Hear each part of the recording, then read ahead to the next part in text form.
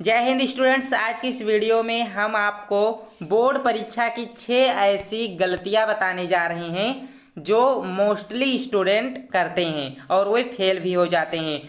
तो आपको 2024 बोर्ड परीक्षा से पहले इन गलतियों को सुधार लेना है। अगर आप ये 6 गलतियां नहीं सुधारेंगे तो 2024 बोर्ड परीक्षा में आप फेल भी हो सकते हैं। मैं आप लोगों को बता दूं, बोर्ड परीक्षा में टॉपर जो लोग बनना चाहते हैं वे क्या करते हैं। अब जो कमज़ोर छात्र होंगे वे सोच रहे होंगे कि मैं टॉपर कैसे बन सकता हूं। अरे भाई, आप भी टॉपर बन सकते हैं। आप में भी कहीं ना कहीं एक टॉपर है। इस टॉपिक पर डिस्कशन करने से पहले मैं आप लोगों को पहला पॉइंट बताता हूं। जो गलती मोस्टली स्टूडेंट करते हैं वे अपने आप को कमज़ोर समझते हैं।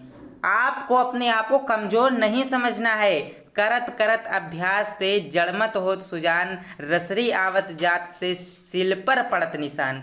जिस तरह से एक रस्सी के आने जाने से पत्थर पर निशान पड़ जाता है, उसी प्रकार एक बुद्धिहीन व्यक्ति जब निरंतर अभ्यास करता है तो उसका बुद्धि में इम्प्रूवमेंट देखने को मिलने लगता है। ठीक है, तो आपको अपने आप को कमज़ोर नहीं समझना है। जो टॉपर स्टूडेंट्स होते हैं वे अपने आप को कमज़ोर कभी भी नहीं समझते। बस कुछ टिप्स होते हैं, उन्हीं को वे फॉलो करते हैं जिससे वे टॉपर बन जाते हैं। और जो कमज़ोर स्टूडेंट होते हैं वे सोचते हैं उनके बारे में कि वो इतना ज़्यादा पढ़ता था तब वो टॉपर बन पाया है। अरे, ज़्यादा पढ़ने से कोई टॉपर नहीं बनता। स्मार्ट स्टडी से टॉपर बना जाता है। बस थोड़ी सी मेहनत और स्मार्ट स्टडी निरंतरता के साथ होनी चाहिए। इससे कमज़ोर से कमज़ोर स्टूडेंट भी परीक्षा में टॉप कर सकता है।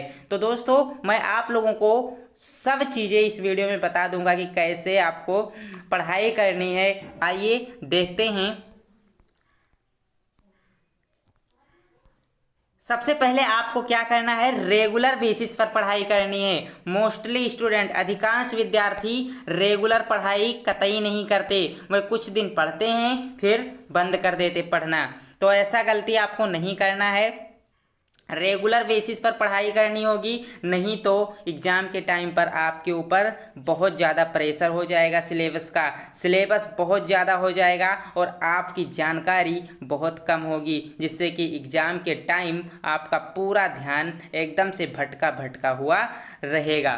ठीक है, तो आपको रेगुलर बेसिस पे पढ़ाई करती रहनी है। अभी आपके पास समय है। अगर आप लोग पढ़ाई नहीं कर रहे तो भाई ज़्यादा से ज़्यादा पढ़ाई कीजिए। ठीक है, और समय पर अपना सिलेबस कंप्लीट कर लीजिए ताकि लास्ट में रिवीजन का समय बच जाए।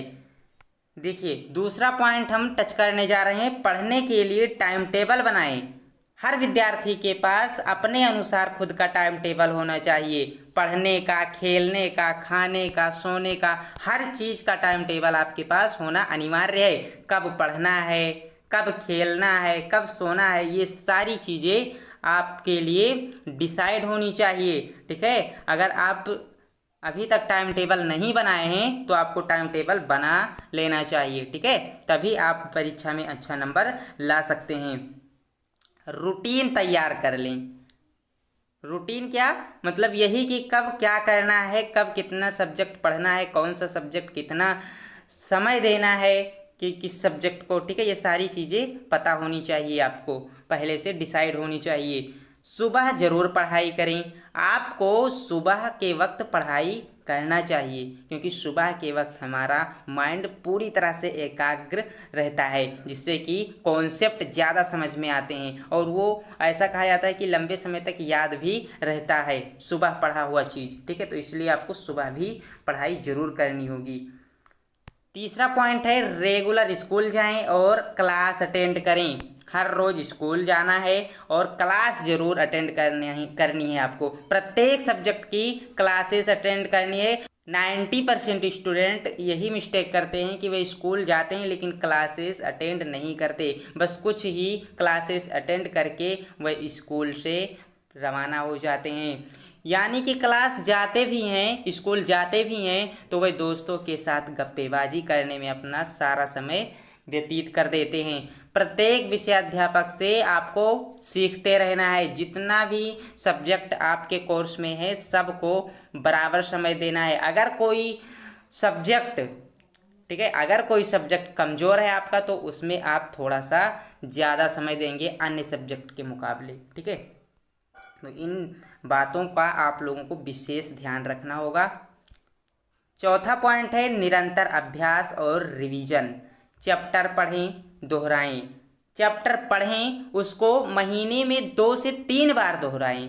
जैसे आज कोई चैप्टर आपने फिनिश कर दिया, काफ़ी दिन से आप लोग 1 हफ्ते से 2 हफ्ते से उस चैप्टर को पढ़ रहे थे, अब 1 से 2 हफ्ते में वो चैप्टर आपका फिनिश हुआ, तो उस चैप्टर को महीने के अंत तक आपको कम से कम 2 से 3 बार रिवाइज कर लेना चाहिए। जैसे चैप्टर ख़त्म हुआ, 7वें दिन एक बार रिवाइज कीजिए। उसके बाद में दोस्तों जब आपका 1 महीना कंप्लीट हो जाए तब उस चैप्टर को रिवाइज कीजिए, नहीं तो आप चैप्टर भूल जाएंगे, आपको चैप्टर का नाम तक भी नहीं पता रह जाएगा। इसलिए समय समय पर रिवाइज करते रहना है। एक टॉपर स्टूडेंट से पूछा गया कि आप इतनी सारी चीज़ें कैसे याद करके रखते हैं, तो वो बोला कि मैं जो भी पढ़ता हूँ उसे 7वें दिन रिवाइज करता हूँ, फिर 1 महीने में उसे रिवाइज करता हूँ। तो इस तरह से आपको स्ट्रेटजी फॉलो करनी पड़ेगी। सब्जेक्ट्स के सैंपल पेपर्स लगाएं। बच्चे पढ़ाई तो कर लेते हैं लेकिन वे सैंपल पेपर्स नहीं सॉल्व करते, टेस्ट सीरीज़ नहीं अटेम्प्ट करते। इसी वजह से वे समझ नहीं पाते हैं कि किस तरह से क्वेश्चंस एग्जाम्स में पूछे जाते हैं। तो आपको सब्जेक्ट के सैंपल पेपर्स लगाना ही चाहिए, तभी आपका कॉन्सेप्ट और ज़्यादा क्लियर हो पाएगा। 5वां पॉइंट है कमज़ोर विषयों पर अधिक ध्यान। अधिकांश स्टूडेंट्स के 1 से 2 सब्जेक्ट कमज़ोर होते हैं, तो वे क्या कर सकते हैं, उस वीक सब्जेक्ट को ज़्यादा समय दे सकते हैं, और हो सके तो वो कोचिंग भी उसकी ज्वाइन कर सकते हैं, ठीक है, उस सब्जेक्ट की कोचिंग भी लगा सकते हैं। गणित का विशेष ध्यान रखें, क्योंकि तो गणित का आप लोगों को ज़्यादा ध्यान रखना चाहिए। गणित की जितनी हो सके उतनी प्रैक्टिस करनी चाहिए, क्वेश्चंस को खुद हल करने चाहिए, तभी गणित को स्ट्रॉन्ग बनाया जा सकता है।